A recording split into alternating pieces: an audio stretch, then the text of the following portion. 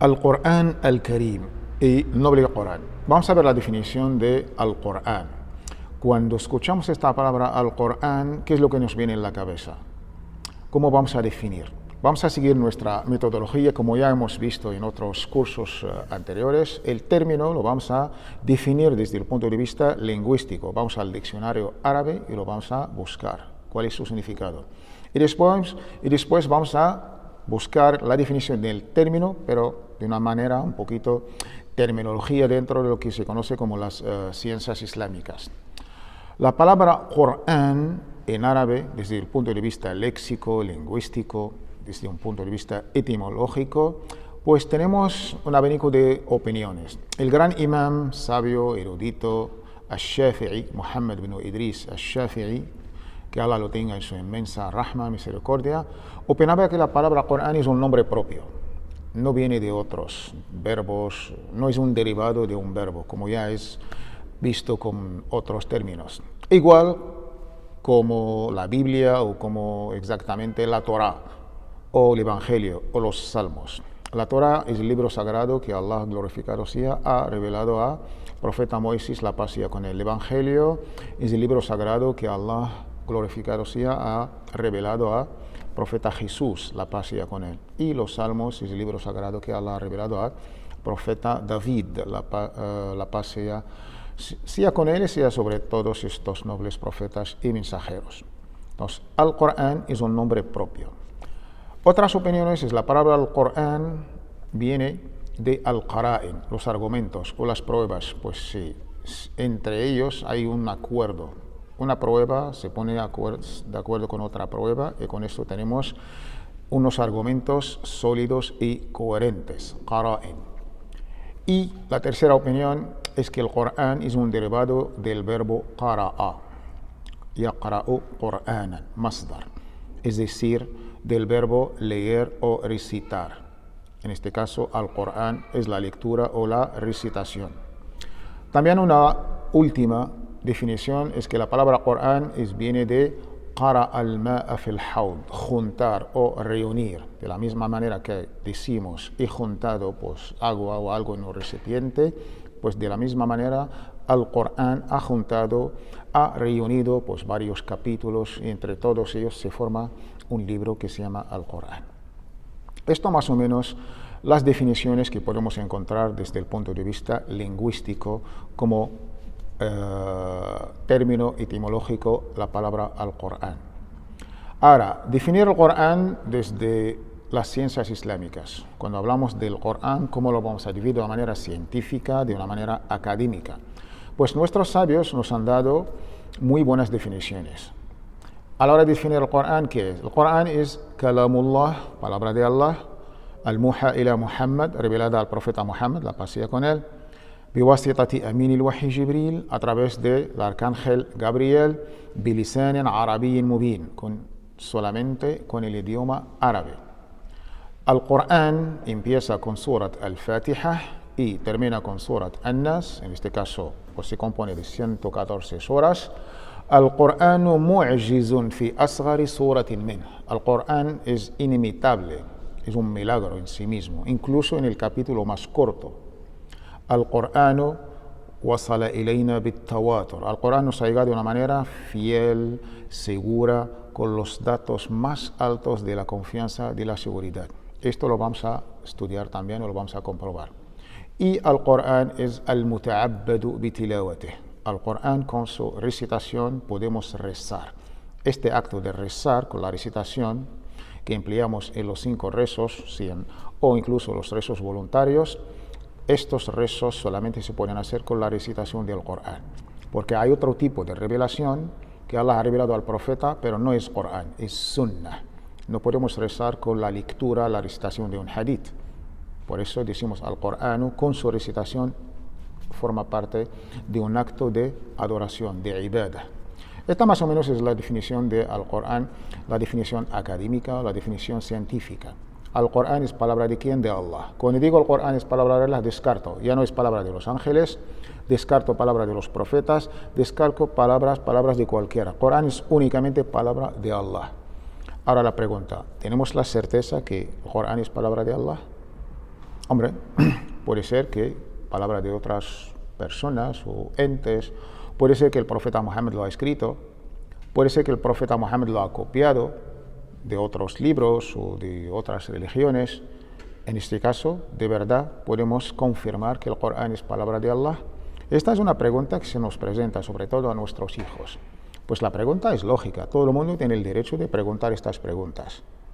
¿El Corán es palabra de Allah? Vamos a ver, si no es palabra de Allah, ¿de quién puede ser?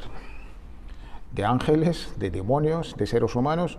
Pues mejor de otros profetas. Vamos a ver, si el Corán, el gran dato que tenemos es que no ha sido revelado como los anteriores libros. Todos los libros sagrados que tenemos conocimiento de ellos han sido revelados en el acto, en el momento. La Torá y las famosas tablas, el Evangelio, los Salmos, los libros de Abraham, de todos los profetas y mensajeros que presidieron a nuestro amado y querido profeta y mensajero. Tenemos un texto, una tradición del profeta, que nos indica que Allah envió 314 mensajeros y 120.000 profetas. Si ya solamente nos quedamos con los mensajeros, ya tenemos 314 libros sagrados. No sabemos los nombres de estos libros, y mucho menos de todos estos profetas. El Corán solamente mencionó el nombre de 25. Seguro que hay muchísimos más, pero el Corán solamente habla con nombre propio de 25 profetas y mensajeros. Hablo de otros, pero sin mencionar sus nombres. Pero eso solamente sabiendo que Allah ha enviado, desde que creó el primer ser humano hasta Muhammad, el último de estos nobles profetas y mensajeros, la paz sea sobre todos ellos, teníamos que tener por lo menos 314 libros sagrados.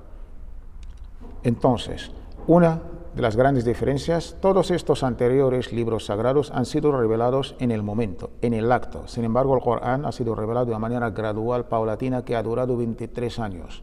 Ahora la pregunta, ¿cualquier escritor, cualquier autor en el mundo puede escribir un libro que ha durado 23 sin ninguna equivocación, sin ninguna quitar, añadir, con este orden que tiene el Corán, por ejemplo, 114 suras, el Fatiha, el Baqara, Ali Imran, hasta Qul Huwallahu Ahad, Qul A'udhu Birabbil Falaq, Qul A'udhu Birabbin Nas? Ningún escritor puede tener este orden, esta armonía o este equilibrio. Dos, si de verdad ha sido Muhammad el propio autor, ¿por qué encontramos en el mismo libro cosas que más o menos pues critican, entre comillas, a nuestro amado y querido profeta y mensajero? Me refiero, por ejemplo, al famoso capítulo de Abasa wa Tawalla, cuando Abdullah ibn Maktum, aquel ciego, pues venía de una jerarquía social, no formaba parte de los ricos ni de los nobles, y quería abrazar el Islam.